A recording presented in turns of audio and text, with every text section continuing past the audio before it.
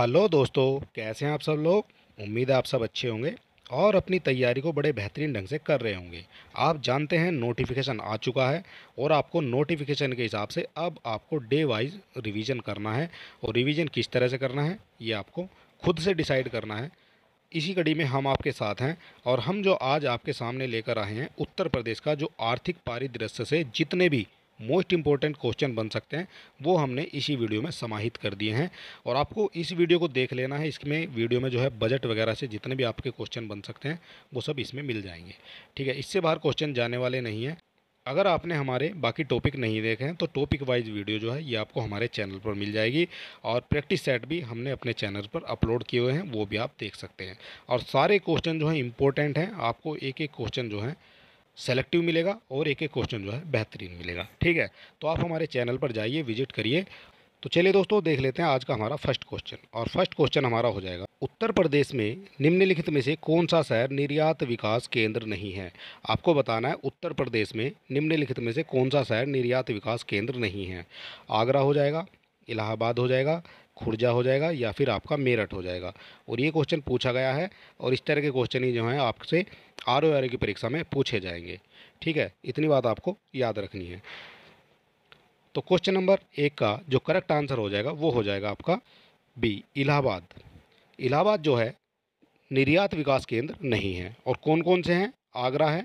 आगरा से क्या निर्यात किया जाता है? तो आगरा से सिल्क, कारपेट, हैंडीक्राफ्ट और आभूषण जो हैं ये आपके आगरा से निर्यात किए जाते हैं। और खुर्जा से देख लेते हैं, तो खुर्जा से आपका पोर्ट्री, सेरेमिक टाइल्स और जो जितना भी जो है आपका सेरेमिक से संबंधित होता है वो आपका खुर्जा से निर्यात किया जाता है। और मेरठ देख लेते हैं, तो मेरठ से क्या निर्यात किया जाता है? तो मेरठ से आपका जो खेल का सामान होता है वो आपका सबसे ज़्यादा निर्यात किया जाता है। और मेरठ जो है, ये बात आपको याद रखनी है, मेरठ जो है एशिया का सबसे बड़ा आभूषण का बाज़ार है, यानी स्वर्ण बाज़ार है। ठीक है, ये बात आपको मेरठ से याद रखनी है। तो चलिए दोस्तों, कुछ हमारी सिटी हैं जो ज़िले हैं और उनके किस उपनाम से जाना जाता है ये हम देख लेते हैं। ठीक है, ये भी आपके लिए इम्पोर्टेंट है और एग्ज़ाम में इसी से क्वेश्चन बनते हैं। तो प्रयागराज को किस नाम से जाना जाता है? तो प्रयागराज को आप जाना जाता है संगम नगरी, कुंभ नगरी, तीर्थ, इलाहाबाद, अमरूद नगरी। ये हो जाता है आपका प्रयागराज। उसके बाद गोरखपुर देख लेते हैं। गोरखपुर को आप किस किस नाम से जानते हैं? गोरखपुर को गोरखधाम, नाथनगर, गीता प्रेस नगर। ये क्वेश्चन आपसे कई बार जो है वनडे एग्जाम में पूछा गया है। ठीक है, और सारे इंपॉर्टेंट हैं और इससे बाहर जो क्वेश्चन नहीं जाता है, इसी से क्वेश्चन बनता है। कानपुर को चर्मनगर और उद्योग नगर भी कहा जाता है। भारत का उद्योग नगर कौन है? तो ये आपका कानपुर हो जाता है। गाज़ियाबाद की बात कर लेते हैं, तो गाज़ियाबाद को जो है छोटा दिल्ली कहा जाएगा और एक आपका उद्योग नगरी कहा जाएगा। ठीक है, ये हो जाता है गाज़ियाबाद। इसके बाद अयोध्या को देख लेते हैं। अयोध्या को क्या कहा जाता है? अयोध्या को तीर्थनगर कहा जाएगा, रामनगर कहा जाएगा या राम जन्मभूमि भी कहा जाएगा। ठीक है, ये चीज़ हो जाती है आपकी अयोध्या से संबंधित। मेरठ की बात कर लेते हैं, जो काफ़ी फेमस है और मेरठ से जो क्वेश्चन हर बार जो है एग्ज़ाम में बनता ही बनता है। तो मेरठ को कैंची नगर भी कहा जाता है और क्रांति नगर, क्योंकि जो 1857 की क्रांति थी ये आपकी मेरठ से ही शुरू हुई थी। ठीक है, इसलिए इसको क्रांति नगर भी कहा जाता है। देख लेते हैं गाजीपुर। गाजीपुर को काशी की बहन कहा जाता है। और रामपुर को जो है नवाबों का शहर और चाकुओं का शहर भी कहा जाता है। ठीक है, चाकुओं का नगर या नवाबों का शहर, ये आपका रामपुर को कहा जाएगा। आगरा की बात करते हैं, तो आगरा को ताज नगरी या पेठा नगरी के नाम से पुकारा जाता है। तो फिरोजाबाद को सुहाग नगरी या चूड़ी नगरी के नाम से जाना जाता है। और ये जो है वनडे एग्जाम में जो है काफ़ी ट्रेंड क्वेश्चन होता है। ठीक है, इतनी बात आपको याद रखनी है। फिरोजाबाद को क्या कहा जाता है? इसको चूड़ी नगरी भी कहा जाता है। ठीक है, मथुरा की बात कर लेते हैं। मथुरा को कृष्ण नगरी, पेड़ा नगरी या पांडु की नगरी भी कहा जाता है। अलीगढ़ के ताले जो है मशहूर हैं, तो इसको ताला नगरी कहा जाता है।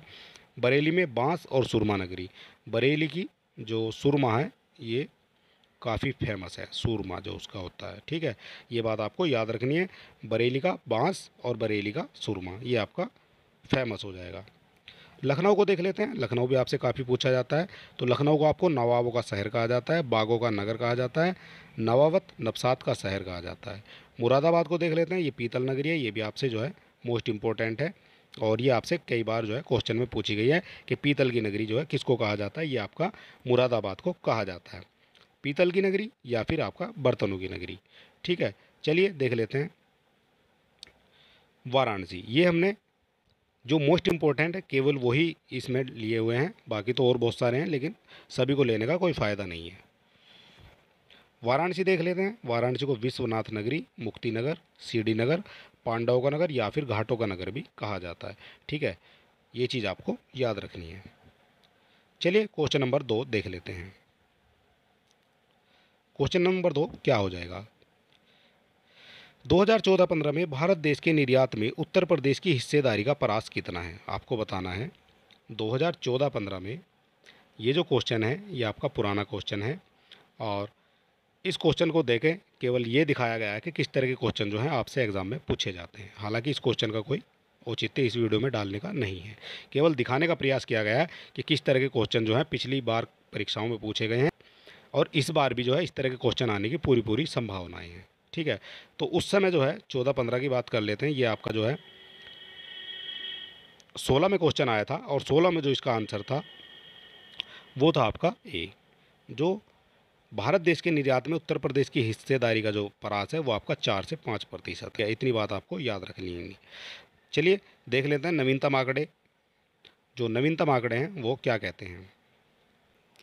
जो आपका वाणिज्य व उद्योग मंत्रालय के नवीनतम आंकड़े के अनुसार वित्तीय वर्ष 21-22 में 1,56,887 करोड़ रुपये के उत्पाद निर्यात किए गए थे और जबकि वित्तीय वर्ष 22-23 में 1,98,070 रुपये के उत्पाद बाहर के देशों को भेजे गए हैं। तो यूपी की देश में कुल निर्यात में हिस्सेदारी कितनी हो जाती है? ये हो जाती है आपकी 4.8%।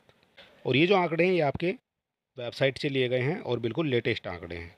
ठीक है, इतनी बात आपको याद रख लेनी है। क्वेश्चन आपसे ये भी बन सकता है कि ये आंकड़े जारी कौन करता है? तो ये आंकड़े जारी करता है आपका वाणिज्य एवं उद्योग मंत्रालय। ठीक है, ये क्वेश्चन आपसे बन जाता है। ठीक है, और हिस्सेदारी का परास कितना है? तो ये आपका 4.8% हो जाएगा। ये आपसे क्वेश्चन बन जाता है। और इसकी निर्यात में वृद्धि इस बार कितनी रही है? तो ये आपकी निर्यात में जो वृद्धि हुई है वो कितनी हुई है? निर्यात में वृद्धि हुई है %। ठीक है, इतनी बात आपको याद रखनी है और बाकी कुछ और इम्पोर्टेंट पॉइंट है वो भी हम देख लेते हैं। ये हो जाएगा आपका उत्तर प्रदेश से निर्यात होने वाले उत्पाद क्या क्या हैं। तो उत्तर प्रदेश से जो निर्यात होता है वो कहाँ कहाँ होता है और कितना होता है ये हम देख लेते हैं। ये 22-23 की बात है। राज्य के निर्यात में टेलीकॉम उत्पादों का नेतृत्व 4.42 बिलियन अमेरिकी डॉलर था। इसके बाद जो भैंस का मांस है वो आपका 1.8 बिलियन अमेरिकी डॉलर है। जो भैंस का मांस है ये आपका दूसरे नंबर पर आ जाता है। ठीक है, और तीसरा देख लेते हैं कपास। कपास आपका 993 मिलियन अमेरिकी डॉलर है। मानव निर्मित जो फाइबर है ये आपका 849 मिलियन अमेरिकी डॉलर है और जो जूते होते हैं आपके ये आपका 779 मिलियन डॉलर हो जाएगा। और जो लोहा और इस्पात है ये आपका 713 मिलियन अमेरिकी डॉलर हो जाएगा। ठीक है, आपसे केवल पहले 3 पूछे जाएंगे और 3 के अलावा जो है चौथा भी पूछा नहीं जाता है। तो पहले 3 जो आंकड़े हैं वो कौन कौन से हैं? तो सबसे पहले आपका टेलीकॉम हो जाएगा। 1 नंबर पे आपका टेलीकॉम हो जाएगा। दूसरे पे आपका बीफ हो जाएगा जिसको आप भैंस का मांस कहा जाता है और तीसरे नंबर पे आपका कपास हो जाएगा। ठीक है, ये 3 चीज़ें आपको याद रखनी है। सबसे ज़्यादा जो निर्यात करता है यूपी वो इन चीज़ों का निर्यात करता है। ठीक है, चलिए देख लेते हैं क्वेश्चन नंबर 3। उत्तर प्रदेश के वित्तीय वर्ष 20-21 के बजट के संबंध में निम्नलिखित में से कौन सा कथन सही है? आपको बताना है 20-21 के हिसाब से कौन सा कथन सही है। इस तरह का क्वेश्चन आपसे पूछा जाएगा और बजट जो है 20-21 का नहीं पूछा जाएगा, बजट पूछा जाएगा आपसे 23-24 का। और 23-24 का जो बजट है वो हमने आपको इसी वीडियो में दिया हुआ है और हम आपको उसके बारे में अभी बताने वाले हैं। तो चलिए सबसे पहले देख लेते हैं इसका आंसर उस समय क्या रहा है। तो इसका जो आंसर रहा है वो रहा है आपका 1 और 2, ये आपके दोनों सही हो जाएंगे। ठीक है, बजट का आकार उस समय जो है 5,12,860.72 करोड़ रुपये था। ये आपका करेक्ट हो जाता था उस समय। और इस बजट में जो है 10,967.87 करोड़ रुपए की कतिपय नई योजनाएं भी सम्मिलित की गई थी। ये जो है दोनों पॉइंट आपके 20-21 के बजट के अनुसार ठीक हैं। तो इसका जो आंसर हो जाएगा वो हो जाएगा आपका ए।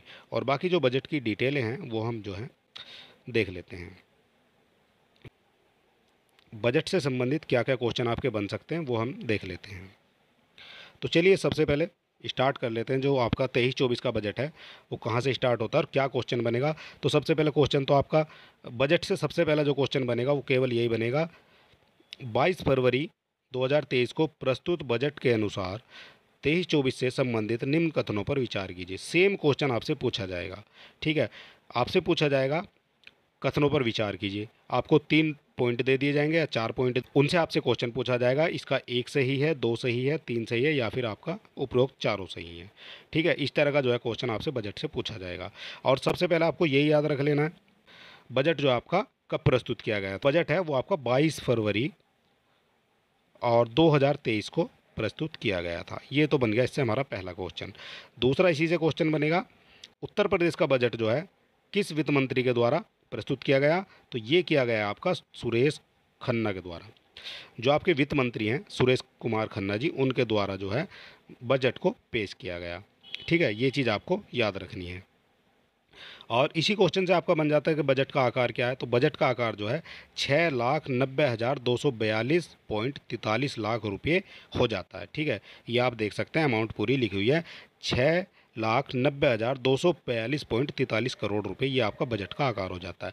तो इससे 3-4 क्वेश्चन तो आपके इसी पॉइंट से बन जाते हैं, ठीक है। इतनी बात आपको समझ लेनी है और ये चीज़ें आपको सेम एज इट इज़ जो है आपकी परीक्षा में देखने को मिलेगी, ठीक है। तो बाकी चीज़ें हम इससे संबंधित जो भी हो सकती हैं, जो बजट से संबंधित क्वेश्चन है वो हम आपको बता देते हैं। तो चलिए देख लेते हैं जो बजट है हमारा वो किस तरह का है, यूपी का बजट। तो बजट हो जाएगा 23-24 का, ये प्रस्तुत हुआ है। ये प्रस्तुत कब हुआ है, ये आपका 22 फरवरी 2023 को प्रस्तुत हुआ है। किसके द्वारा प्रस्तुत किया गया है, ये वित्त मंत्री सुरेश खन्ना जी के द्वारा प्रस्तुत किया गया है, ठीक है। 2 क्वेश्चन आपके बन गए हैं। तीसरा क्वेश्चन आपसे ये पूछा जाएगा, बजट का जो आकार है वो कितना है, ठीक है। बजट का आकार हो जाएगा आपका 6,90,242.43 करोड़ रुपये, ठीक है। याद करने में आपको प्रॉब्लम बिल्कुल नहीं होगी। आपको याद कर लेना है कि 690, 242 और .43, बिल्कुल भी इजी फिगर है, आपको बिल्कुल भी भूलने की ज़रूरत नहीं है। और अगर आप इसको 1-2 बार रिवाइज कर लेंगे तो आप बिल्कुल जो है आपके माइंड में सेट हो जाएंगी ये चीज़ें। तो चलिए बाकी चीज़ें क्या इससे जुड़ी हुई हैं वो हम देख लेते हैं। और बजट में 32,721.96 करोड़ रुपए की नई योजनाएं शामिल की गई हैं। आपने देखा जो मैंने भी क्वेश्चन बताया उसमें जो है ये पूछा गया है कि नई जो योजनाएं हैं वो कितने करोड़ रुपए की शामिल की गई हैं। तो यहाँ जो लिखा हुआ है वो लिखा हुआ है नई योजनाएं, और नई योजनाएं कितने करोड़ रुपए की हैं, तो ये हो जाएंगे आपकी 32,721.96 करोड़ रुपए की नई योजनाएं इसमें शामिल हैं, ठीक है। ये भी आपसे एक्स्ट्रा पॉइंट जो आपका एक्स्ट्रा क्वेश्चन है वो आपका बन जाता है, ठीक है। इतनी बात आपको याद रखनी है।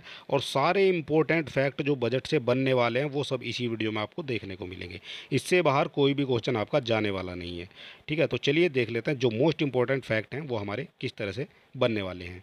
तो कुल प्राप्तियों की बात करते हैं, जो आपको जो आय प्राप्त होती है कुल प्राप्ति जो है वो क्या हो जाती है बजट में, कितनी है। सबसे पहले ये देख लेते हैं, इससे क्वेश्चन आपका बनेगा। ये हो जाएगी आपकी 6,83,292.74 करोड़ रुपये। ये हो जाएगी आपकी जो कुल प्राप्तियां हैं। इसकी प्राप्तियां कहाँ कहाँ से होती हैं ये भी आप देख लेते हैं। जो राजस्व प्राप्ति हैं वो आपकी इतनी हो जाएगी 5,70,865.66 करोड़ रुपये जो है ये आपकी राजस्व प्राप्ति है। और जो आपकी पूंजीगत प्राप्तियां हैं 1,12,427.8 करोड़ रुपये, ये आपकी हो जाएगी प्राप्तियां। तो प्राप्तियों से आपसे अलग अलग क्वेश्चन भी पूछा जा सकता है और इनको कंबाइन करके भी क्वेश्चन पूछा जा सकता है। आपको अगर अलग अलग क्वेश्चन बनेगा तो इस तरह से आप दे सकते हैं, और कंबाइन करके बनेगा तो आपका क्वेश्चन यहाँ से बनेगा, ठीक है। इतनी बात आपको समझ लेनी है और ये बहुत ही इंपॉर्टेंट चीज़ है जो आपके एग्ज़ाम में एज इट इज़ आने वाली है। चलिए कुल व्यय की बात कर लेते हैं। तो कुल व्यय आपका कितना है, कुल व्यय हो जाएगा आपका 6,90,242.43 करोड़ रुपए, ठीक है। ये आपका कुल व्यय हो जाएगा जो आपको करना है। और इसमें जो है राजस्व लेखे का व्यय कितना है और आपका पूंजीगत लेखे का व्यय कितना है ये भी हमें देख लेना है। तो जो राजस्व की बात करते हैं, राजस्व का जो हो जाएगा वो हो जाएगा 5,02,354.01 करोड़ रुपए। और अगर बात करते हैं जो पूंजी लेखे का व्यय है वो कितना है, तो ये हो जाएगा आपका 1,87,888.42 करोड़ रुपए। ये हो जाएगा आपका पूंजी लेखे का। आपसे कंबाइन क्वेश्चन पूछेगा तो यहाँ से पूछेगा जो कुल व्यय है वो कितना है, 6,90,242.43 करोड़ रुपए। इतनी बात आपको इससे समझ गए होंगे। और बाकी और क्या फैक्ट बन सकते हैं वो भी हम इसमें से देख लेते हैं। जो आपका राजकोषीय घाटा, राजकोषीय घाटे से क्वेश्चन बनना ही बनना है, चाहे मेंस में बने चाहे प्री में बने। राजकोष जो आपका राजकोषीय घाटा, इससे एक क्वेश्चन आपका आना ही आना है। ठीक है, ये चीज़ आपको याद रखनी है। तो राजकोषीय घाटा ये कितना है, तो 84,883.16 करोड़ रुपए अनुमानित है, जो वर्ष 23-24 के अनुमानित सकल राज्य घरेलू उत्पाद का 3.48% है। आपसे ये प्रतिशत भी पूछा जा सकता है, कितना है, 3.48% है। ठीक है, जीडीपी का जो राजकोषीय घाटा वो जीडीपी का कितना है, इस तरह से आपसे क्वेश्चन पूछा जाएगा। तो ये हो जाएगा आपका 3.48 जो है प्रतिशत। ठीक है, इतनी बात आपको याद रखनी है। और वर्ष 17 से पूर्व जो है प्रदेश में बेरोजगारी की दर 14.4% थी, और आज घटकर जो है ये 4.2% रह गई है। ये तो खैर आपको पता होगा कितनी रह गई है, आप अच्छी तरह से जानते हैं। ठीक है, और बाकी हम तो आंकड़ों पे बात करते हैं, तो आंकड़ों के हिसाब से 4.2% जो है रह गई है। देश की जीडीपी में उत्तर प्रदेश का योगदान कितना है, तो देश की जीडीपी उत्तर प्रदेश का स्थान है, ये आपका 8% से अधिक का योगदान जो इस समय है। ठीक है, इतनी बात आपको इससे याद रखनी है। तो चलिए देख लेते हैं क्वेश्चन नंबर 4 हमारा क्या कहता है। और बजट से आपके कई क्वेश्चन बनने वाले हैं, ये बात भी आपको याद रखनी है। क्वेश्चन नंबर 4 है आपका, उत्तर प्रदेश के वर्ष 18-19 के बजट का आकार कितना था। आकार का क्वेश्चन आया है, और ये आपका 17 में ही क्वेश्चन पूछा गया है। बजट का आकार ये आपका जो है सीधा सीधा क्वेश्चन दे देगा कि उत्तर प्रदेश के वर्ष 23-24 के बजट का आकार कितना है। ठीक है, तो उस समय का जो ये आंसर था 4,28,384.52 करोड़ रुपए, ये था आपका 2017 के अनुसार। लेकिन हमें बताना है 22-23 के अनुसार, हमें बताना है 23-24 के अनुसार। तो 23-24 के अनुसार बजट का आकार क्या है, तो आपका हो जाएगा 6,90,242.43 करोड़ रुपए। ठीक है, इतनी बात आपको याद रखनी है।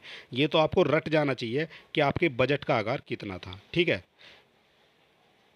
चलिए देख लेते हैं क्वेश्चन नंबर आपका 5 क्या कहता है। निम्नलिखित में से कौन सी योजनाएं उत्तर प्रदेश में बजट 21-22 में शामिल की गई हैं। आपको बताना है कौन कौन सी योजनाएं हैं जो आपकी 21-22 में शामिल की गई हैं।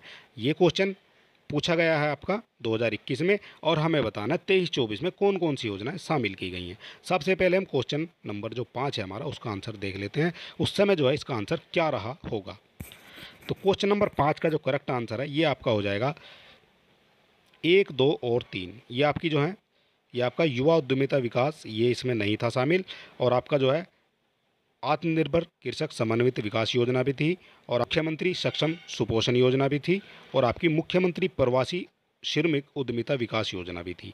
ठीक है, तो 1, 2 और 3 इसका उस समय का जो 2021 में करेक्ट आंसर था। लेकिन हमें बताना है कि 2023-24 के अनुसार जो है कौन कौन सी योजनाएं शामिल की गई हैं। क्वेश्चन आपने देख लिया है। अगर आपसे क्वेश्चन में यहाँ पर जो है ऑप्शन में अगर नई योजनाएं देते तो आप उस जो है वो क्वेश्चन को किस तरह हल करेंगे वो हम देख लेते हैं। तो चलिए शीर्ष 10 योजनाएं हमें देखनी है, और हालांकि 10 योजनाएं नहीं आती हैं, उसमें केवल आपको 4 या 5 योजनाएं देगा और उनसे ही जो है क्वेश्चन बना देगा एग्जामिनर। लेकिन हमें जो है शीर्ष 10 योजनाएं देखनी है, और ये भी इम्पोर्टेंट योजनाएं हैं। ठीक है, तो चलिए देख लेते हैं शीर्ष 10 योजनाएं कौन कौन सी हो जाएंगी। तो सबसे पहले जो आजकल ट्रेंड में है, ट्रेंडिंग में जो है वो है आपकी स्वामी विवेकानंद युवा सशक्तिकरण योजना के पात्र छात्र छात्राओं को टैबलेट और स्मार्टफोन देने के लिए 3600 करोड़ रुपए का प्रावधान किया गया है। सबसे पहली योजना आपकी हो जाएगी ये। ठीक है, इतनी बात आपको याद रखनी है। दूसरी योजना कौन सी है, ये है आपकी मुख्यमंत्री कन्या सुमंगला योजना। इसके लिए बजट जो है 1050 करोड़ रुपए का बजट इसके अनुसार रखा गया है। तीसरी योजना कौन सी हो जाएगी, उत्तर प्रदेश पर्यटन नीति 2022 के अंतर्गत अगले 5 साल में 10 लाख करोड़ रुपए के निवेश और 10,000 रोजगार के अवसरों के सृजन का जो लक्ष्य है वो निर्धारित किया गया है। जो पर्यटन नीति है आपकी 2022 के अनुसार है। और जो आपका फोर्थ है, ये आपका उत्तर प्रदेश सूचना प्रौद्योगिकी एवं स्टार्टअप नीति के लिए इसके 60 करोड़ रुपए हैं, ये आपके सूचना प्रौद्योगिकी एवं स्टार्टअप नीति के लिए रखे गए हैं। पांचवा देख लेते हैं जो आपका एग्रीकल्चर है, एग्रीकल्चर एक्सीलेटर कोर्स के लिए, ये केवल एग्रीकल्चर एक्सीलेटर कोर्स के लिए 20 करोड़ रुपए की प्रस्तावित है। ठीक है, इतनी बात आपको याद रखनी है। और बाकी और इससे क्या क्या इंपॉर्टेंट है वो भी देख लेते हैं। वृद्धावस्था किसान पेंशन योजना के लिए 23-24 के बजट के अनुसार जो है ये हो जाएगा आपका 7,248 करोड़ रुपए की जो है व्यवस्था की गई है। मुख्यमंत्री जन आरोग्य योजना के मद में 100 करोड़ रुपए की व्यवस्था प्रस्तावित है और राष्ट्रीय ग्रामीण स्वास्थ्य मिशन के अंतर्गत 12,631 करोड़ रुपए जो है प्रस्तावित हैं। तो गीडा की बात कर लेते हैं। गाजियाबाद औद्योगिक विकास प्राधिकरण, गोरखपुर औद्योगिक प्राधिकरण, गोमती औद्योगिक प्राधिकरण या फिर गंगा औद्योगिक प्राधिकरण। तो गीडा की जो फुल फॉर्म हो जाएगी ये हो जाएगी आपकी गोरखपुर औद्योगिक विकास प्राधिकरण। ठीक है, इतनी बात आपको गीडा से याद रखनी है। और क्वेश्चन नंबर 7 क्या कहता है? उत्तर प्रदेश औद्योगिक विकास निगम स्थापित है, ये कहाँ स्थापित है? कानपुर में, लखनऊ में, आगरा में या फिर नोएडा में? 10 का जो करेक्ट आंसर हो जाएगा ये हो जाएगा आपका कानपुर में। उत्तर प्रदेश का औद्योगिक विकास निगम कानपुर में स्थापित किया गया है। और क्वेश्चन नंबर 8 देख लेते हैं। ये आपका आर की परीक्षा में पूछा गया क्वेश्चन है और इसी तरह के क्वेश्चन जो है सेम पैटर्न के आपको आने वाली परीक्षा में भी देखने को मिलेंगे। निम्नलिखित में से कौन सा उत्तर प्रदेश के उद्यमी को उद्योगों में एवं उद्योग लगाने में सहायता करता है? उत्तर प्रदेश राज्य वित्त निगम, उत्तर प्रदेश राज्य औद्योगिक विकास प्राधिकरण, आधारभूत संरचना एवं औद्योगिक विकास प्राधिकरण या फिर उद्योग बंधु। तो 8 का जो करेक्ट आंसर है ये आपका हो जाएगा डी। जो आपका उद्योग बंधु है ये आपका उत्तर प्रदेश के उद्योगों में एवं उद्योग लगाने हेतु जो है सहायता प्रदान करता है। ठीक है, इतनी बात आपको इससे याद रखनी है। पहले नंबर पे आ जाता है आपका जिला स्तर, दूसरे नंबर पे आ जाता है आपका मंडल स्तर और तीसरे नंबर पे आ जाता है आपका राज्य स्तर। ये 3 स्तर जो हैं आपके उद्योग बंधु के दिए हुए हैं। ठीक है, तो 8 का जो करेक्ट आंसर है ये हो जाएगा आपका डी। और क्वेश्चन नंबर 9 देख लेते हैं। उत्तर प्रदेश राज्य पर्यटन विकास निगम लिमिटेड की स्थापना कब की गई थी? ये क्वेश्चन भी आपसे जो है आर की परीक्षा में पूछा गया है। ठीक है, और ये क्वेश्चन का मकसद केवल आपको ये दिखाना है कि इसी तरह के क्वेश्चन जो है आपसे जो है पिछली परीक्षाओं में पूछे गए हैं और इसी तरह के क्वेश्चन जो है अब की परीक्षाओं में भी पूछे जाएंगे। तो क्वेश्चन नंबर 9 का आपका करेक्ट आंसर क्या हो जाएगा? तो 9 का जो करेक्ट आंसर हो जाएगा ये हो जाएगा आपका 1974 में। उत्तर प्रदेश राज्य पर्यटन विकास निगम लिमिटेड की स्थापना ये आपकी 1974 में की गई है। क्वेश्चन नंबर 9 का करेक्ट आंसर हो जाएगा आपका ए। और ये देखिए दोस्तों, केवल क्वेश्चन को घुमाने के लिए आपको केवल क्वेश्चन को घुमा के दे दिया है। क्वेश्चन वही है लेकिन थोड़ा सा जो है एग्जामिनर ने उसको हल्का फुल्का चेंज करके आपसे पूछ लिया है। उत्तर प्रदेश में पर्यटन विकास निगम की स्थापना हुई थी, कब हुई थी? 1972 में, 1974 में, 1989 में या फिर 2001 में। ठीक है, तो हमने पिछले क्वेश्चन में देख लिया इसकी जो स्थापना आपकी 1974 में हुई थी। ये 2 बार जो है रिपीटेड क्वेश्चन है। और क्वेश्चन नंबर 11 देख लेते हैं। उत्तर प्रदेश वित्तीय निगम के संदर्भ में निम्नलिखित में से कौन सा कथन सत्य है? आपको बताना है कौन सा कथन सत्य है। यह लघु तथा मध्य स्तरीय उद्योगों को वित्तीय सहायता प्रदान करता है। उत्तर प्रदेश वित्तीय निगम की बात हो रही है तो पहला पॉइंट देख लेते हैं इसमें क्या हो जाएगा। यह जो है लघु मध्य स्तरीय उद्योगों को वित्तीय सहायता प्रदान करता है, ये आपका करेक्ट हो जाएगा। और यह लघु तथा मध्यम क्षेत्र की सेवा इकाइयों को नहीं करता है दोस्तों। ये आपका जो आपके मध्य स्तर के उद्योग हैं केवल उद्योगों को जो है सहायता प्रदान करता है और ये सेवा इकाइयों को सहायता प्रदान नहीं करता है। तो दूसरा आपका गलत हो जाएगा। तो आपका जो 11 का करेक्ट आंसर हो जाएगा वो हो जाएगा आपका 1। जो आपका 1 है ये आपका सही हो जाएगा क्योंकि जो वित्तीय निगम है ये आपका लघु तथा मध्यम स्तरीय उद्योगों को वित्तीय सहायता प्रदान करता है, ना कि सेवा इकाइयों को। तो चलिए देख लेते हैं क्वेश्चन नंबर 12 क्या कहता है। ये भी आपका इम्पोर्टेंट क्वेश्चन है। उत्तर प्रदेश में सिंगल विंडो क्लियरेंस विभाग के संबंध में निम्नलिखित पर विचार कीजिए और नीचे से सही उत्तर आपको चुनना है। तो आपको बताना है इनमें से कौन सा जो है सही हो जाएगा। तो सबसे पहले देख लेते हैं औद्योगिक सेवाएं। जो आपकी औद्योगिक सेवाएं हैं ये आपकी सिंगल विंडो क्लियरेंस के विभाग के अंतर्गत आती हैं, ये आपका करेक्ट हो जाएगा। औद्योगिक स्वीकृति जो है ये भी आपकी सिंगल विंडो क्लियरेंस के विभाग के अंतर्गत आती है। और आपका जो है अनुमोदन होता है, जो आपका औद्योगिक अनुमोदन होता है ये भी आपका सिंगल विंडो क्लियरेंस विभाग के अंतर्गत आता है। लेकिन जो आपका औद्योगिक ठोस अवशिष्ट प्रबंधन है ये आपका इसके अंतर्गत नहीं आता है। ठीक है, जो ठोस अवशिष्ट प्रबंधन है ये आपका इसके अंतर्गत नहीं आएगा। ठीक है, तो आपका जो करेक्ट आंसर हो जाएगा वो हो जाएगा आपका 1, 2 और 3। जो आपका 1, 2 और 3 है ये आपका दिया हुआ है ऑप्शन नंबर सी में। तो 12 का जो सी है ये आपका करेक्ट आंसर हो जाएगा। और ये क्वेश्चन जो है 2017 में आपसे पूछा गया है। क्वेश्चन नंबर 13 देख लेते हैं। रोजगार की दृष्टि से उत्तर प्रदेश का सबसे बड़ा उद्योग कौन सा है? हथकरघा उद्योग, सूती वस्त्र उद्योग, चीनी उद्योग या फिर सीमेंट उद्योग। अगर किसी ने बिल्कुल भी नहीं पढ़ा हुआ है, बुक नहीं देखी हुई है और वो एग्ज़ाम देने गया तो वो सबसे पहले लगा देगा चीनी उद्योग। ठीक है, और अगर कोई बच्चा पढ़ के गया या आपके जैसे कोई तैयारी करके गया तो वो सबसे पहले लगा देगा हथकरघा उद्योग। ये क्वेश्चन ट्रेंडिंग है और ये कई बार क्वेश्चन जो है वनडे एग्जाम में भी पूछा गया है। ठीक है, जितने आपके वनडे एग्जाम होते हैं उनमें ये काफ़ी जो है पूछा गया क्वेश्चन है। रोजगार की दृष्टि से उत्तर प्रदेश का सबसे बड़ा उद्योग हथकरघा उद्योग है। ठीक है, तो 13 का जो करेक्ट आंसर है ये हो जाएगा option number A. Question number 14 देख लेते हैं। उत्तर प्रदेश में सर्वाधिक प्रतिशत कर्मचारी नियोजित हैं। जो आपके सबसे ज़्यादा कर्मचारी नियोजित हैं वो आपके किस क्षेत्र में हैं? कृषि क्षेत्र में, उद्योग क्षेत्र में, सेवा क्षेत्र में या फिर आपका उद्योग एवं सेवा क्षेत्र में। और क्वेश्चन आपसे कहाँ पूछा गया ये आप देख सकते हैं। तो क्वेश्चन नंबर 14 का जो करेक्ट आंसर हो जाएगा वो आपको बताना है। आप जानते हो दोस्तों, जो आपका उत्तर प्रदेश है ये आपका कृषि प्रधान राज्य है। कृषि प्रधान राज्य है। ठीक है, इतनी बात आपको समझ लेनी है। और जो आपका सर्वाधिक प्रतिशत कर्मचारी है ये आपका हो जाएगा कृषि क्षेत्र में। ठीक है, क्यों हो जाएगा? क्योंकि उत्तर प्रदेश में कृषि का प्रतिशत जो है और राज्यों के मुकाबले काफ़ी अच्छा है। ये बात आपको देख लेनी है। और इससे जो है एक चीज़ आपसे और पूछी जाएगी कि उत्तर प्रदेश में जो है कुल कर्मचारियों का, जो कृषि में कर्मचारी लगे हुए हैं उनका प्रतिशत क्या है। आपसे जो है इसका प्रतिशत भी पूछा जा सकता है। तो इसका प्रतिशत हो जाएगा आपका 59.3% जो है ये आपके कृषि में लगे हुए हैं। ठीक है, पूरे राज्य का जो 59.3% है ये आपका कृषि कार्य को करता है। तो 14 का जो करेक्ट आंसर है ये हो जाएगा आपका ए।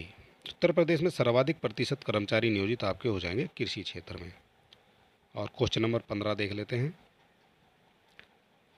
जनगणना 11 के अनुसार उत्तर प्रदेश में कामगारों के संबंध में निम्न में से कौन सा कथन सही है? आपको बताना कौन सा कथन सही है। उत्तर प्रदेश के सभी श्रेणियों के कामगारों की संख्या सर्वाधिक है। उत्तर प्रदेश में सभी श्रेणियों के कामगारों की संख्या सर्वाधिक है। ये बात आपसे पूछी गई है और ये जो है आपकी करेक्ट हो जाएगी। जो आपका उत्तर प्रदेश है इसकी जनसंख्या सबसे ज़्यादा है और उत्तर प्रदेश में सभी श्रेणियों के कामगारों की संख्या सर्वाधिक होना बिल्कुल लाजमी हो जाता है। उत्तर प्रदेश में कृषि एवं घरेलू उद्योगों में काम करने वाले श्रमिकों की संख्या 3.0 बिलियन है, 0 मिलियन है, ये आपका गलत हो जाएगा। उत्तर प्रदेश में कामगारों की संख्या 20 मिलियन है, ये भी आपका गलत हो जाएगा। और उपरोक्त में से कोई नहीं, ये भी आपका गलत हो जाएगा। तो क्वेश्चन नंबर 15 का जो करेक्ट आंसर हो जाएगा वो हो जाएगा आपका ए। और ये जो है आपका लोअर में क्वेश्चन पूछा गया है और 2013 में ये क्वेश्चन पूछा गया है। और क्वेश्चन नंबर 16 देख लेते हैं। 1 अप्रैल 2017 से प्रभावी उत्तर प्रदेश में अकुशल श्रमिक की न्यूनतम मजदूरी निश्चित की गई है। ये आपसे क्वेश्चन पूछा गया है आरओआरओ की परीक्षा में 2017 में। और उस समय ये क्वेश्चन पूछा गया है और उस समय इस क्वेश्चन का आंसर क्या रहा होगा वो हम देख लेते हैं। तो 16 का जो करेक्ट आंसर है उस समय का ये हो जाएगा आपका 7400 रुपये। जो आपकी प्रभावी उत्तर प्रदेश में अकुशल श्रमिक की न्यूनतम आयु है वो थी उस समय 2017 में 7400 रुपये प्रति माह। ठीक है, बात कर लेते हैं आज की। अगर ये क्वेश्चन आपसे आज की तारीख में पूछ लिया जाता है तो इसका आंसर क्या होने वाला है। तो चलिए समझ लेते हैं थोड़ा क्वेश्चन के बारे में। तो ये स्थिति है आपकी 1 अप्रैल 2023 की जो है स्थिति हम आपके सामने लेकर आए हैं। और जो अकुशल हैं, जो आपके अकुशल कारीगर हैं, इनका जो है बेसिक, डीए, दैनिक, मासिक, पूर्व जो आपका पहले थी और वृद्धि आपकी कितनी हुई, ये सब चीज़ें इसमें दी हुई हैं। चाहो तो आप इसका एक स्क्रीनशॉट ले सकते हो और चाहे तो आप इसको आराम से पढ़ सकते हो। तो बेसिक कितना है, ये आपका 5750 है। डीए इनको मिलता है 4339 रुपये। दैनिक इनका बनता है फिर 388 रुपये 04 पैसे।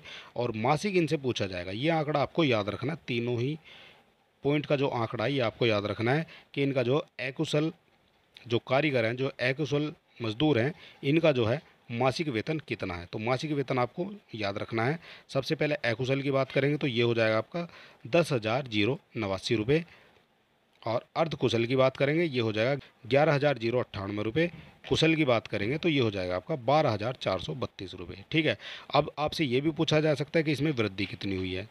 अगर आपसे ये पूछा जाए कि 22-23 के मुकाबले वृद्धि कितनी हुई है, तो अगर पैसे की बात करता है, जो रुपए की बात करता है, तो 346 रुपये की वृद्धि हुई है। अगर प्रतिशत में बात करेगा तो आपका 3.6% की वृद्धि हुई है पिछली बार के मुकाबले, यानी पिछले ईयर के मुकाबले जो है इस बार इतनी वृद्धि हुई है। ठीक है। उसी तरह से अर्धकुशल का देख लेते हैं। अर्धकुशल की वृद्धि हुई है 381 रुपये की, अगर रुपये में बात करता है। और अगर बात करता है प्रतिशत की, तो ये आपका 3.6% जो है। और आपको ये भी याद रखना है कि तीनों में जो है प्रतिशत की अगर बात करेगा तो तीनों का जो प्रतिशत सेम है, 3.6% जो है तीनों में वृद्धि हुई है। ठीक है। और अगर पैसे की बात करेगा कुशल की, तो कुशल में आपका हो जाएगा 427 रुपये की वृद्धि इस बार हुई है।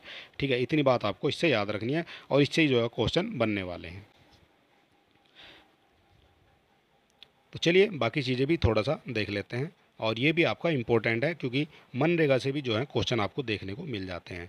और मनरेगा की बात कर लेते हैं, जो आपका 28 मार्च 2023 को उत्तर प्रदेश के मनरेगा कार्यालय के अपर आयुक्त ने बताया कि भारत सरकार ने मनरेगा मजदूरों के लिए नई दरों की घोषणा कर दी है। ये बात इम्पोर्टेंट है और ये बात आपको थोड़ा सा याद भी रखनी है, जिसके तहत उत्तर प्रदेश के मनरेगा मजदूरों की जो मनरेगा मजदूरों की जो मजदूरी है वो आपकी 213 रुपये की जगह 230 रुपये हो गई है। इतनी बात भी आपको याद रखनी है। ये क्वेश्चन आपसे डायरेक्ट पूछा जाएगा और आपसे पूछा जाएगा कि 23-24 में जो है मनरेगा की मजदूरी कितनी है। यह आपसे पूछा जाएगा पिछली बार के मुकाबले इस बार कितनी वृद्धि हुई है। ठीक है। ये बात आपको याद रखनी है। तो चलिए देख लेते हैं, क्वेश्चन नंबर हमारा 17 हो जाएगा। और ये क्वेश्चन भी जो है RO की परीक्षा में पूछा गया है। और रिपीट क्वेश्चन कितने होते हैं यह बात आपने देख लिया है। PCS जो है काफ़ी क्वेश्चन को जो है रिपीट करता है।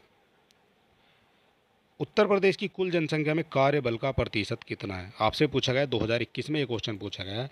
उत्तर प्रदेश में कुल संख्या में कार्यबल का प्रतिशत कितना है, तो आपको बताना है 17 का करेक्ट आंसर क्या हो जाएगा। तो 17 का जो करेक्ट आंसर हो जाएगा ये हो जाएगा आपका C, 32.9% जो है ये हो जाएगा आपका कुल जनसंख्या में कार्यबल का प्रतिशत। ठीक है। अगर आप कम समय में बेहतर तैयारी करना चाहते हैं तो आप हमारे चैनल को सब्सक्राइब अवश्य करें, और वीडियो अगर आपको अच्छा लगता है तो अपने दोस्तों में शेयर कर सकते हैं। और आप हमें मोटिवेट करने के लिए एक लाइक तो आपका बनता ही है। ठीक है। और हमारे टेलीग्राम चैनल से जुड़ने के लिए आप जो है लिंक आपको डिस्क्रिप्शन में मिल जाएगा।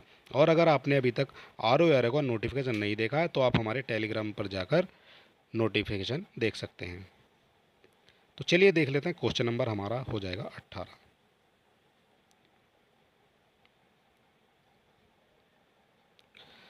क्वेश्चन नंबर 18 है हमारा, भारत का सर्वाधिक जनसंख्या वाला राज्य उत्तर प्रदेश आर्थिक दृष्टि से एक पिछड़ा हुआ राज्य है। यह आपका करेक्ट हो सकता है। और इसका कारण देख लेते हैं, राज्य के विभिन्न भागों के विकास स्तर में स्पष्ट भिन्नता मिलती है। ये भी आपका करेक्ट हो सकता है। तो चलिए देख लेते हैं इसका आंसर क्या हो जाएगा। तो बात करते हैं पहले पॉइंट की, जो भारत का सर्वाधिक जनसंख्या वाला राज्य, ये आपका करेक्ट हो जाएगा। और ये आर्थिक दृष्टि से एक पिछड़ा हुआ राज्य है। ठीक है। ये आपका करेक्ट हो जाएगा। और बात करते हैं दूसरे पॉइंट की, राज्य के विभिन्न भागों के विकास स्तर में स्पष्ट भिन्नता मिलती है, तो ये आपका कहना गलत हो जाएगा। तो दूसरा आपका गलत हो जाएगा। तो 18 का जो आंसर है ये आपका करेक्ट हो जाएगा C। A सही है परंतु R गलत है। तो चलिए देख लेते हैं क्वेश्चन नंबर 19 हमारा क्या कहता है। उत्तर प्रदेश सरकार की कुल आगम प्राप्तियों के लगभग 55% प्राप्त होता है। उत्तर प्रदेश की जो कुल आगम प्राप्तियां हैं उनमें लगभग 55% किससे प्राप्त होता है, मनोरंजन कर से, व्यापार कर से, स्टाम्प शुल्क या फिर राज्य उत्पादन शुल्क से। ये क्वेश्चन आपसे पूछा गया है और इस तरह के क्वेश्चन ही जो है आपको देखने को मिलेंगे। और क्वेश्चन नंबर 19 का जो करेक्ट आंसर हो जाएगा वो हो जाएगा आपका, ये हो जाएगा व्यापार कर से। जो आपका कुल आगम प्राप्तियों में लगभग 55% आपका व्यापार कर से प्राप्त होता है। ठीक है। 19 का बी जो है ये आपका करेक्ट हो जाएगा। और क्वेश्चन नंबर 20 देख लेते हैं। उत्तर प्रदेश शासन की आय का सबसे बड़ा भाग प्राप्त होता है। क्वेश्चन दोस्तों ये 19 वाला ही क्वेश्चन है, केवल आपको थोड़ा एग्जामिनर ने चेंज करके दे दिया है। ठीक है। सेम क्वेश्चन है और इसी तरह के क्वेश्चन जो है घुमा घुमा फिरा के जो है इसी से जो है क्वेश्चन एग्जामिनर बनाते रहते हैं। तो इसका भी आंसर वही हो जाएगा। उत्तर प्रदेश शासन की आय का सबसे बड़ा भाग जो है ये हो जाता है आपका सामान्य व्यापार कर से। 20 का जो है करेक्ट आंसर हो जाएगा, ये बी सही हो जाएगा। तो चलिए देख लेते हैं क्वेश्चन नंबर आपका 21 क्या कहता है। क्वेश्चन नंबर 21 है आपका, उत्तर प्रदेश सरकार की आय का सबसे बड़ा भाग आता है। जो आपका उत्तर प्रदेश है उसकी आय का सबसे बड़ा भाग कहाँ से आता है, तो ये भी आपका व्यापार कर से आता है। और ये आपका क्वेश्चन जो है आर की परीक्षा में आपसे पूछा गया क्वेश्चन है। ठीक है, 3 बार ये क्वेश्चन जो है रिपीट हो गया है और हो सकता है आपकी बार भी रिपीट हो जाए। चलिए देख लेते हैं क्वेश्चन नंबर 22 क्या कहता है। क्वेश्चन नंबर 22 देख लेते हैं, उत्तर प्रदेश का कौन व्यापार कर जोन अधिकतम व्यापार संग्रह करता है, गाजियाबाद, कानपुर, लखनऊ या फिर नोएडा। तो 22 का आपको करेक्ट आंसर बताना है। 22 का आपका करेक्ट आंसर क्या हो जाएगा, तो 22 का जो है आपका करेक्ट आंसर हो जाएगा, ये हो जाएगा आपका लखनऊ। ठीक है, इतनी बात आपको याद रखनी है। और ये क्वेश्चन 2 बार पूछा जा चुका है और अब की बार भी ये पूछा जा सकता है। ठीक है, 22 का जो करेक्ट आंसर है ये हो जाएगा आपका सी। और क्वेश्चन नंबर देख लेते हैं 23 क्या कहता है। प्रथम दीनदयाल हस्तकला संकुल व्यापार सुविधा केंद्र अवस्थित है। ये कहाँ अवस्थित है, आगरा में, वाराणसी में, कानपुर में या फिर आपका गोरखपुर में। पीछे इसकी परीक्षा में क्वेश्चन पूछा गया है। और 23 का जो करेक्ट आंसर है वो क्या हो जाएगा ये हम देख लेते हैं। तो जो 23 का करेक्ट आंसर है ये हो जाएगा आपका बी, ये हो जाएगा आपका वाराणसी में स्थित। और इसके बारे में कुछ और भी देख लेते हैं। जो प्रथम दीनदयाल हस्तकला संकुल व्यापार सुविधा केंद्र जो वाराणसी में अवस्थित है और इसको प्रधानमंत्री द्वारा 22 सितंबर 2017 को राष्ट्र को समर्पित किया गया था। इतनी बात आपको इससे याद रखनी है। चलिए देख लेते हैं क्वेश्चन नंबर 24 हमारा क्या कहता है। व्यापार सुविधा केंद्र एवं क्राफ्ट म्यूजियम की स्थापना उत्तर प्रदेश के जनपद में हुई थी, प्रयागराज में, वाराणसी में, अयोध्या में या फिर अमेठी में। क्वेश्चन आपका आर की परीक्षा में पूछा गया है, ये आप देख सकते हैं। और क्वेश्चन नंबर 24 का जो करेक्ट आंसर है वो क्या हो जाएगा ये भी हम देख लेते हैं। तो क्वेश्चन नंबर 24 का जो करेक्ट आंसर है ये हो जाएगा आपका वाराणसी। व्यापार सुविधा केंद्र एवं क्राफ्ट म्यूजियम की स्थापना वाराणसी में की गई है। चलिए देख लेते हैं क्वेश्चन नंबर 25 हमारा क्या बनता है। उत्तर प्रदेश ने उच्चतम औद्योगिक वृद्धि दर अंकित की है पंचवर्षीय योजना में, छठी पंचवर्षीय योजना में, 10वीं पंचवर्षीय योजना में या फिर 11वीं पंचवर्षीय योजना में। आपको बताना है उत्तर प्रदेश ने जो उच्चतम औद्योगिक वृद्धि दर है ये आपकी कब प्राप्त की थी। तो क्वेश्चन नंबर 25 का करेक्ट आंसर हो जाएगा आपका सी। जो आपकी 10वीं पंचवर्षीय योजना थी उसमें उत्तर प्रदेश ने उच्चतम औद्योगिक वृद्धि दर जो है अंकित की थी। चलिए देख लेते हैं क्वेश्चन नंबर 26। और ये क्वेश्चन भी आपसे आर की परीक्षा में पूछा गया है। तीव्र औद्योगिकरण हेतु निवेश करने तथा रोजगार के अवसरों के सृजन के लिए उत्तर प्रदेश सरकार का राज्य का पहला आंकड़ा केंद्र स्थापित करेगा। कौन करेगा, गौतम बुद्ध नगर करेगा, ग्रेटर नोएडा, गाजियाबाद या फिर आपका गाजीपुर। तो 26 का करेक्ट आंसर आपको बताना है। और 26 का जो करेक्ट आंसर है ये हो जाएगा आपका ग्रेटर नोएडा। जो आपका औद्योगिकरण हेतु निवेश करने तथा रोजगार के अवसरों के सृजन के लिए उत्तर प्रदेश सरकार का राज्य का पहला आंकड़ा केंद्र स्थापित करेगा वो करेगा ग्रेटर नोएडा। 26 का आपका जो करेक्ट आंसर हो जाएगा वो हो जाएगा बी। और ये क्वेश्चन जो है इम्पोर्टेंट क्वेश्चन हो जाता है। और क्वेश्चन नंबर 27 देख लेते हैं। उत्तर प्रदेश में मूल्य वर्धित कर या वैट जिसको कहा जाता है आपका, ठीक है, तो ये आपका कब लागू हुआ था। तो ये देख लेते हैं 1 अप्रैल 2007 से, 1 जनवरी 2008 से, 1 जनवरी 2009 से या 1 अप्रैल 2008 से। तो 27 का जो करेक्ट आंसर है ये हमें देख लेना चाहिए। और 27 का आपका करेक्ट आंसर हो जाएगा, ये हो जाएगा आपका 1 जनवरी 2008 से। उत्तर प्रदेश में मूल्य वर्धित कर यानी वैट लागू हुआ था 1 जनवरी 2008 से। और इसके बारे में थोड़ा सा और भी हमें देख लेना चाहिए। और जो मूल्य वर्धित कर है इसको आप वैल्यू एडिड टैक्स कहा जाता है, ठीक है, इसको वैट कहेंगे। और ये झारखंड, छत्तीसगढ़, उत्तर प्रदेश एवं तमिलनाडु राज्यों को छोड़कर देश के सभी राज्यों ने एक साथ लागू किया था। ठीक है, बाद में तमिलनाडु ने भी इसे लागू करने का निर्णय लिया। उत्तर प्रदेश में मूल्य वर्धित कर जो आपका वैट है 1 जनवरी 2008 से लागू हुआ था। इतनी बात आपको याद रखनी है। ठीक है, इस तरह के क्वेश्चन ही जो हैं आपसे पूछे जाएंगे। तो वैट कब लागू हुआ था, ये हुआ था आपका 1 जनवरी 2008 से। तो चलिए देख लेते हैं क्वेश्चन नंबर 28 हमारा क्या हो जाएगा।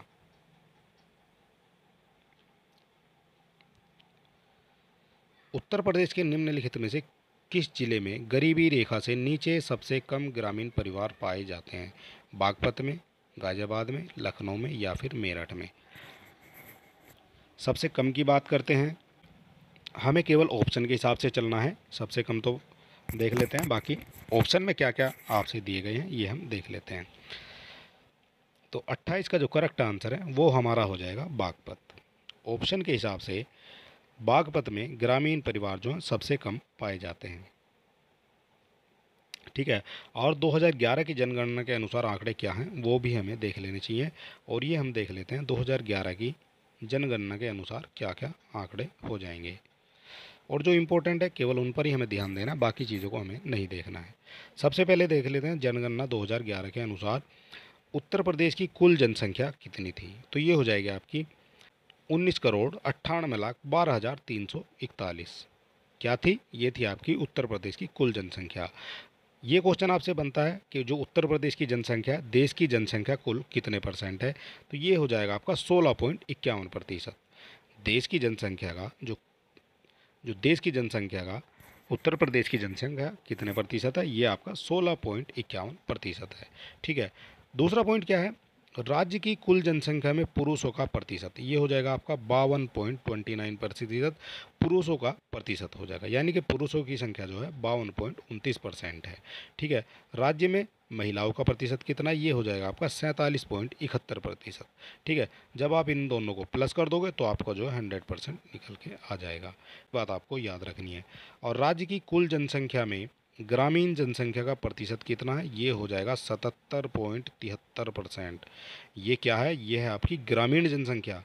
उत्तर प्रदेश में सबसे ज़्यादा ग्रामीण जनसंख्या है, और कितनी है? ये हो जाएगी आपकी 77.73% जनसंख्या। सर्वाधिक जनसंख्या वाले जिलों की बात कर लेते हैं। तो सबसे ज़्यादा जो जनसंख्या है ये आपकी प्रयागराज में हो जाएगी। दूसरे नंबर पे इसके बाद आएगा मुरादाबाद, और इसके बाद आएगा आपका गाज़ियाबाद। और इसके बाद न्यूनतम जनसंख्या में सबसे पहले महोबा आ जाएगा, इससे ज़्यादा चित्रकूट की हो जाएगी, और उसके बाद जो है हमीरपुर की हो जाएगी। ठीक है, इतनी बात आपको याद रखनी है, और ये जो है मोस्ट इम्पोर्टेंट फैक्ट हैं जो आपके एग्ज़ाम में देखने को आपको मिल सकते हैं। जनसंख्या घनत्व की बात करते हैं, तो घनत्व में क्या आ जाएगा? उत्तर प्रदेश का जो जनसंख्या घनत्व है ये आपका 829 प्रति वर्ग किलोमीटर है। और जनसंख्या जो सर्वाधिक जनसंख्या घनत्व वाले जिले हैं, ये घटते क्रम की बात कर रहे हैं, तो सबसे पहले गाजियाबाद आ जाएगा, उसके बाद वाराणसी, और उसके बाद आएगा आपका लखनऊ। ये हो जाएगा घटते क्रम में। ठीक है, इसके बाद न्यूनतम जनसंख्या वाले जिलों में जो आपके ये बढ़ते क्रम को दर्शाएगा, सबसे पहले ललितपुर हो जाएगा, फिर सोनभद्र, और फिर आपका हमीरपुर। ठीक है, इतनी बात आपको याद रखनी है। साक्षरता दर की बात करते हैं, जो वेरी वेरी इंपॉर्टेंट है। और साक्षरता दर का जो 2011 का आंकड़ा वो क्या है? उत्तर प्रदेश में कुल साक्षरता आपकी हो जाएगी 67.72%। ठीक है, उत्तर प्रदेश में पुरुष की बात करते हैं, तो पुरुष की बात करते हैं तो ये हो जाएगा आपका 77.30%। उत्तर प्रदेश की महिला साक्षरता ये हो जाएगी आपकी 57%। तो आप सबसे पहले अगर कुल की बात करते हैं तो 67 आपको बीच में रख लेना है, और इसके बाद आपको 10 बढ़ाकर 77.30 हो जाएगी, और इसमें से 10 घटाकर जो है 57.20 हो जाएगी। इस तरह से आप इसको याद रख सकते हैं। ठीक है, तीनों ही आंकड़े जो हैं 10-10 के गैप से दिए हुए हैं। और 2001-2 के दौरान औसत साक्षरता में वृद्धि कितनी हुई? ये हुई आपकी 11.36% की। पॉइंट अगला देख लेते हैं, पुरुष एवं महिला की साक्षरता में अंतर 20.10 का है। और सर्वाधिक साक्षर जो जिले हैं वो कौन कौन से हैं? सबसे ज़्यादा हो जाएगा आपका गौतम बुद्ध नगर, दूसरे नंबर पर कानपुर है, और तीसरे पे आपका औरैया आ जाएगा। उसी तरह से सबसे कम साक्षरता वाले ज़िले, ठीक है, ये आपको कौन कौन से हैं? तो सबसे कम में श्रावस्ती हो जाएगा, इसके बाद बहराइच आ जाएगा, और इसके बाद जो है बलरामपुर आ जाएगा। और ये आपके इम्पोर्टेंट आंकड़े थे जो हमने आपको दिखाए हैं, और इनसे बाहर क्वेश्चन कभी नहीं गया है, अब तक तो गया नहीं है, और आगे जो है जाने की संभावना भी नहीं है। एग्जामिनर जो है इसी से क्वेश्चन देगा आपको। क्वेश्चन नंबर 29 देख लेते हैं, कृषि श्रम उत्पादकता सर्वाधिक है किस में है? पूर्वी उत्तर प्रदेश में, बुंदेलखंड में, मध्य उत्तर प्रदेश में, या फिर पश्चिमी उत्तर प्रदेश में? आपसे पूछा गया जो कृषि श्रम उत्पादकता है ये आपकी हो जाएगी पश्चिमी उत्तर प्रदेश में। और पश्चिमी उत्तर प्रदेश में क्यों है, क्या आप बता सकते हैं? अगर कोई स्टूडेंट है वो हमें बताए कि कृषि श्रम उत्पादकता सर्वाधिक पश्चिमी उत्तर प्रदेश में, वो ऐसा क्यों?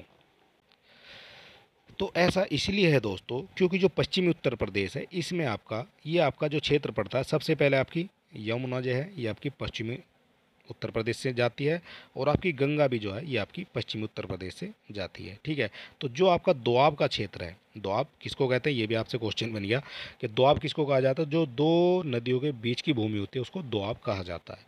ठीक है, और यहाँ से आपकी यमुना भी निकलती है और यहाँ से आपकी गंगा भी निकलती है। ये आपकी पश्चिमी उत्तर प्रदेश की बात कर रहे हैं। तो इसलिए जो है पश्चिमी उत्तर प्रदेश में कृषि का जो महत्व है वो सर्वाधिक है, और कृषि के लिए जो उत्पादकता है वो सर्वाधिक है, इसलिए वहाँ पर जो है कृषि श्रम की जो उत्पादकता है वो भी सर्वाधिक हो जाएगी। ठीक है, ये आपको बात समझ लेनी है। तो 29 का डी जो है ये करेक्ट हो जाएगा। क्वेश्चन नंबर 30 देख लेते हैं। हैंडबुक ऑफ एग्रीकल्चर प्रकाशित होती है, जो आपकी हैंडबुक है ये आपकी कहाँ से प्रकाशित होती है, भारतीय कृषि अनुसंधान संस्थान से, भारतीय कृषि अनुसंधान परिषद से, उत्तर प्रदेश कृषि अनुसंधान परिषद से, या फिर आपका भारतीय विज्ञान एवं प्रौद्योगिकी अनुसंधान परिषद से। ठीक है, आपको बताना है हैंडबुक ऑफ एग्रीकल्चर प्रकाशित कहाँ से होती है। तो इसका जो करेक्ट आंसर हो जाएगा वो हो जाएगा आपका जो भारतीय कृषि अनुसंधान परिषद से ये जो है प्रकाशित होती है। ठीक है, इसकी अगर बात कर लेते हैं जो आपका, और भारतीय कृषि अनुसंधान परिषद को ICAR भी कहा जाता है। ठीक है, ICAR की फुल फॉर्म भी आपसे पूछी जा सकती है। ICAR की फुल फॉर्म क्या है वो भी आप देख सकते हैं, Indian council of agriculture research, ये हो जाएगा आपका ICAR, यानी कि भारतीय कृषि अनुसंधान परिषद। ठीक है, इतनी बात आपको याद रख लेनी है। क्वेश्चन नंबर 31 देख लेते हैं, और ये क्वेश्चन भी जो है RO की परीक्षा में पूछा गया क्वेश्चन है। उत्तर प्रदेश में आलू निर्यात जोन है, उत्तर प्रदेश में आलू निर्यात जोन कहाँ है ये आपको बताना है। तो उत्तर प्रदेश में जो आलू निर्यात जोन है ये हो जाएगा आपका आगरा में। ठीक है, आगरा में आलू निर्यात जोन स्थित है। क्वेश्चन नंबर 31 का जो करेक्ट आंसर हो जाएगा वो हो जाएगा आपका ए। क्वेश्चन नंबर 32 देख लेते हैं। उत्तर प्रदेश में मान्यता प्राप्त स्टॉक एक्सचेंज है, लखनऊ में, कानपुर में, वाराणसी में, या फिर गाजियाबाद में। स्टॉक एक्सचेंज से भी जो है हर बार परीक्षा में क्वेश्चन बनता ही बनता है। इस तरह के क्वेश्चन की अच्छी प्रैक्टिस कर लेनी है, और आपको लापरवाही बिल्कुल भी नहीं करनी है, क्योंकि सिलेक्शन लेने वालों में आप लोग सबसे आगे हैं। उत्तर प्रदेश में मान्यता प्राप्त जो स्टॉक एक्सचेंज है वो हो जाएगा आपका कानपुर में। ठीक है, कानपुर में जो है मान्यता प्राप्त स्टॉक एक्सचेंज है। और जो आपका कानपुर का जो स्टॉक एक्सचेंज है इसकी स्थापना कब हुई थी ये भी तो आपसे पूछा जा सकता है। तो इसकी स्थापना हुई थी आपकी 1982 में। ठीक है, ये बात आपको याद रख लेनी है। तो चलिए देख लेते हैं, क्वेश्चन नंबर हमारा हो जाएगा 33, और ये जो क्वेश्चन है आपका आज का लास्ट क्वेश्चन हो जाएगा। उत्तर प्रदेश उद्योग बंधु का उद्देश्य है। उद्योग बंधु से अभी एक क्वेश्चन हमने पहले भी कराया है, और ये भी फिर उद्योग बंधु से क्वेश्चन आ जाता है। तो इस तरह के क्वेश्चन जो हैं आपसे बार बार परीक्षाओं में पूछे ही जाते हैं। तो उत्तर प्रदेश उद्योग बंधु का उद्देश्य क्या हो जाएगा। क्वेश्चन नंबर 33 का जो करेक्ट आंसर है वो हम देख लेते हैं। तो सबसे पहले ए पॉइंट देखते हैं, उत्तर प्रदेश में उत्पादित वस्तुओं के निर्यात को प्रोत्साहित करना, क्या ये इसका उद्देश्य हो जाएगा। तो ये आपका गलत हो जाएगा। उत्तर प्रदेश में उत्पादित वस्तु के निर्यात को प्रोत्साहित करना, ये आपका गलत पॉइंट हो जाएगा। और औद्योगिक इकाइयों की समयबद्ध स्थापना सुनिश्चित करना, तो ये जो है आपका करेक्ट हो जाएगा।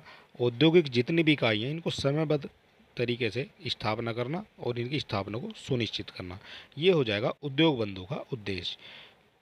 व्यावसायिक प्रशासन में प्रशिक्षण प्राप्त करना, ये भी आपका गलत हो जाएगा। प्रशिक्षण प्राप्त करने को जो है उद्योग बंधु से कोई संबंध नहीं है। और उद्योगों के लिए ऋण देना, तो ये ऋण देने का भी काम जो है उद्योग बंधु का नहीं है। इसका काम केवल इतना है, औद्योगिक इकाइयों की समयबद्ध स्थापना करना और सुनिश्चित करना कि ये इकाई जो है ये अब तैयार हो गई है। तो 33 का जो करेक्ट आंसर है ये हो जाएगा आपका बी। ठीक है, इतनी बात आपने समझ लिया है, और हमें उम्मीद है कि ये वीडियो आपके लिए बहुत ही फ़ायदेमंद होने वाला है, क्योंकि बार बार जो है बजट से काफ़ी क्वेश्चन आपको देखने को मिलते हैं, और बजट से जितने को इम्पोर्टेंट क्वेश्चन है वो सब हमने इस वीडियो में समाहित कर दिए हैं। और अगर अभी तक आपने हमारे चैनल को सब्सक्राइब नहीं किया है तो आप सब्सक्राइब कर सकते हैं, और वीडियो अपने दोस्तों में भी शेयर कर सकते हैं। और आप हमारे टेलीग्राम चैनल से जुड़ने के लिंक आपको डिस्क्रिप्शन में मिल जाएगा, और हमें मोटिवेट करने के लिए एक लाइक तो आपका बनता ही है।